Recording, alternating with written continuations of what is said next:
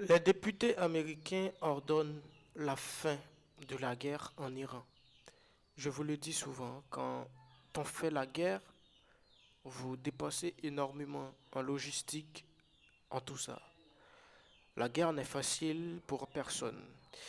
Et pour certains Américains, les États-Unis ne devraient jamais participer dans cette guerre parce que euh, pour eux, c'est influencé par l'Israël que Donald Trump est pris part à cette guerre.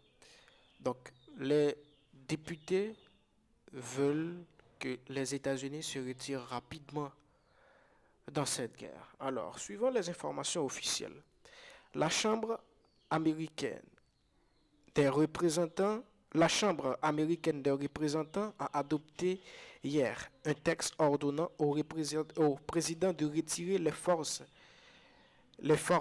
de la République islamique en Iran. Ok? Donc c'est ça. Certains d'entre eux affirment qu'il est temps de mettre fin à cette guerre illégale et profondément impopulaire.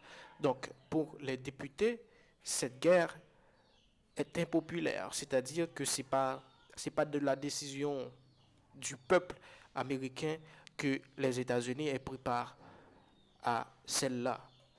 Donc, avant de continuer, je vous demande toujours de vous abonner une deuxième fois. C'est très important. Ça ne vous coûte rien, ça nous fait du bien. Alors, on va voir en 3 points quelles sont les raisons pour lesquelles que, les États-Unis, quand même, perdent beaucoup dans cette guerre. Certes, l'Iran perd aussi, mais les États-Unis, n'oubliez pas, les États-Unis viennent, avec Joe Biden, de donner des aides à l'Ukraine. Donc, venir ici en Iran pour se battre encore, ça demande beaucoup. Parce que les stocks se diminuent et tout ça. Premièrement, c'est parce que il y a des dépenses militaires accrues. Quand vous faites de la guerre, vous perdez en logistique. Pour qu'un avion de chasse laisse une base américaine pour aller frapper en Iran, ça coûte, hein. Pour déplacer des militaires depuis les États-Unis pour aller stationner en Iran, ça coûte. Des porte-avions, tout ça, ça coûte. Deuxièmement, c'est l'instabilité des marchés financiers.